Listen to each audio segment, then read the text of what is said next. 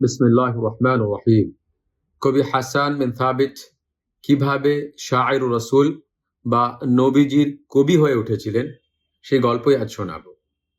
কুরাইশরা কিছু কবিদের পৃষ্ঠপোষকতা করত, যাতে তারা নিজ কবিতার মাধ্যমে নবীজি, ইসলাম ও মুসলমানের কুৎসা করতে পারে।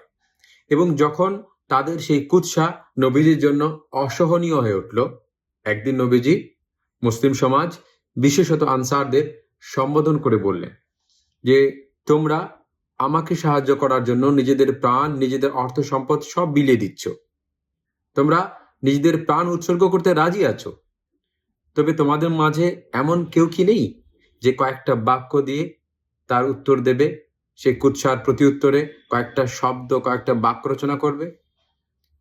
কবি হাসান সেখানে ছিলেন। তিনি দাঁড়িয়ে বললেন, আনা লাহা, নবীজি এই কাজটি আমার, আমি এই কাজটি করব। নবীজি পাল্টা প্রশ্ন করলেন, হাসান তুমি কিভাবে কোরাইশদের সমালোচনা করবে? কারণ আমিও তো একজন কোরাইশের লোক, আমিও তো কোরাইশ বংশের লোক। কোরাইশদের সমালোচনা, তাদের নিন্দা মানে আমারও নিন্দা। কিভাবে তুমি এই কাজ করবে? কবি হাসান চমৎকার একটি উত্তর দিলেন।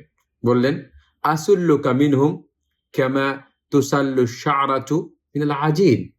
মথিত আটার মধ্য থেকে যেভাবে একটা চুলকে আস্তে আস্তে টেনে বের করা হয়, ঠিক সেইভাবে আমি আপনাকে তাদের মধ্য থেকে বের করে আনব, এবং সেই শ্লেষ, সেই কুৎসার একটুকু আপনার গায়ে লাগতে দেব না।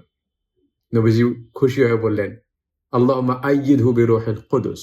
আল্লাহ, তুমি জিবরিল মারফত হাসানকে সাহায্য করো, সমর্থন করো। পরবর্তীতে কবি হাসান এমন কুৎসা রচনা করলেন বা এমন তীব্রভাবে তাদের কুৎসার উত্তর দিলেন যে তারা নির্বাক হয়ে গেল, তাদের দাঁত ভাঙা জবাব দিলেন। বলা হয় যে তার ওই কুৎসা যদি সমুদ্রের জলে মেশানো হয়, তাহলে সমুদ্রের জল আরো খাড়া, আরো লবণাক্ত হয়ে উঠবে, আরো বিষাক্ত হয়ে উঠবে।